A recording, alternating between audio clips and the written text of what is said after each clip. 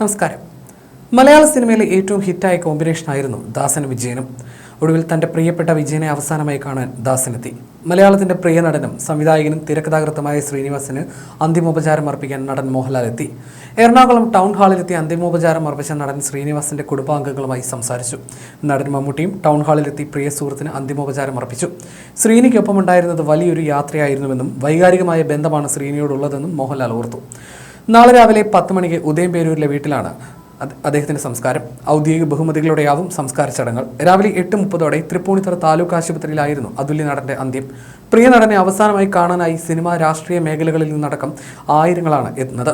മുഖ്യമന്ത്രി പിണറായി വിജയൻ, മന്ത്രിമാരായ പി രാജീവ്, സജി ചെറിയാൻ എന്നിവർ അന്തിമോപചാരം അർപ്പിച്ചു.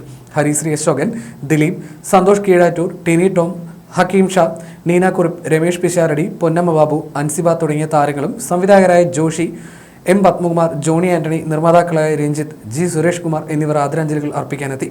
സാമൂഹ്യ സാംസ്കാരിക രംഗത്തെ പ്രമുഖരും അന്ത്യാഞ്ജലി അർപ്പിച്ചു. ഭാര്യ സുൽഫത്തിനൊപ്പമാണ് മമ്മൂട്ടി ശ്രീനിവാസന് അന്തിമോപചാരം അർപ്പിക്കാൻ കണ്ടനാട്ടെ വീട്ടിലെത്തിയത്. മമ്മൂട്ടിക്കൊപ്പമായിരുന്നു രമേഷ് പിഷാരടി ഉണ്ടായിരുന്നത്. ശ്രീനിവാസന്റെ ഭാര്യ വിമലയെ ആശ്വസിപ്പിക്കുന്ന സുൽഫത്തിന്റെ ദൃശ്യങ്ങൾ നോവായി മാറി. വളരെയധികം ആത്മബന്ധമുണ്ടായിരുന്നവരായിരുന്നു മമ്മൂട്ടിയും ശ്രീനിവാസനും. ഒരു കാലത്ത് ഒരു മുറിയിലായിരുന്നു ഇരുവരും താമസിച്ചിരുന്നത്. അങ്ങനെയാണ് അവർ സുഹൃത്തുക്കളാകുന്നതും. അതേസമയം മലയാള സിനിമയിൽ ആദ്യമായി മമ്മൂട്ടിയുടെ ശബ്ദമായതും ശ്രീനിവാസനായിരുന്നു. മേള, വിൽക്കാനുണ്ട് സ്വപ്നങ്ങൾ, വിധിച്ചതും കുതിച്ചതും എന്നീ സിനിമകളിൽ മമ്മൂട്ടിക്ക് ശബ്ദമായത് ശ്രീനിവാസനായിരുന്നു. ജീവിതത്തിലുടനീളം തങ്ങളുടെ സൗഹൃദം കാത്തുസൂക്ഷിച്ചിരുന്നവരാണ് മമ്മൂട്ടിയും ശ്രീനിവാസനും. തന്റെ വിവാഹത്തിന് മമ്മൂട്ടി സാമ്പത്തികമായി സഹായിച്ചതിനെക്കുറിച്ച് ശ്രീനിവാസൻ ഒരിക്കൽ സംസാരിച്ചിട്ടുണ്ട്. അതേസമയം തനിക്ക് ആദ്യമായി പ്രതിഫലം തന്നത് ശ്രീനിവാസനാണെന്ന് മമ്മൂട്ടിയും പറഞ്ഞിട്ടുണ്ട്. മേളയിൽ അഭിനയിച്ചതിന് പ്രതിഫലമായി 500 രൂപയുടെ ചെക്ക് മമ്മൂട്ടിക്ക് കൈമാറിയത് ശ്രീനിവാസനായിരുന്നു. നടൻ എന്നതിന് പുറമെ സംവിധായകൻ, തിരക്കഥാകൃത്ത് എന്നീ നിലകളിലും വ്യക്തിമുദ്ര പതിപ്പിച്ച ശ്രീനിവാസൻ നർമ്മത്തിന്റെ മേമ്പൊടിയോടെ സാധാരണക്കാരുടെ പ്രശ്നങ്ങൾ വെള്ളിത്തിരയിലെത്തിച്ചു. 3.5 ദശകത്തോളം ചലച്ചിത്രത്തിന്റെ സർവ്വമേഖലയിലും തിളങ്ങി നിന്ന വ്യക്തിത്വമായിരുന്നു ശ്രീനിവാസന്റേത്. തലശ്ശേരിക്കടുത്ത് പാട്യത്ത് 1956 ഏപ്രിൽ 6 ജനനം. പിതാവ് ഉച്ചംവെള്ളി ഉണ്ണി സ്കൂൾ അധ്യാപകനും പ്രദേശത്തെ കമ്മ്യൂണിസ്റ്റ് പ്രവർത്തകനുമായിരുന്നു. അമ്മ ലക്ഷ്മി. പാട്യത്തെ കോങ്ങാറ്റ് പ്രദേശത്ത് പാർട്ടിക്ക് അടിത്തറവാകുന്നതിൽ പ്രധാന പങ്ക് വഹിച്ച വ്യക്തിയായിരുന്നു പിതാവ് ഉണ്ണി. വായനശാലകൾ സജീവമായ പാട്യത്തെ ബാല്യകാലമാണ് ശ്രീനിവാസനിൽ വായനയിലും നാടക അഭിനയത്തിലും കമ്പമുണർത്തിയത്. കതിരൂർ ഗവൺമെന്റ് ഹൈസ്കൂളിലും മട്ടന്നൂർ NSS കോളേജിലുമായിരുന്നു വിദ്യാഭ്യാസം. പഠനകാലത്ത് നാടകത്തിൽ സജീവമായി. ജ്യേഷ്ഠൻ രവീന്ദ്രനായിരുന്നു ആദ്യ പ്രചോദനം. അടിയന്തരാവസ്ഥയ്ക്ക് ശേഷം ഇന്ദിരാഗാന്ധിയെ വിമർശിച്ച് ഖരീബി ഘടാവു നാടകം എഴുതി പാട്യം ഗോപാലിന്റെ നിർദ്ദേശത്താൽ അവതരിപ്പിച്ചു. കതിരൂരിലെ ഭാവന തിയേറ്റേഴ്സിന്റെ നാടക പ്രവർത്തനങ്ങളിലും ശ്രീനിവാസൻ സജീവമായിരുന്നു.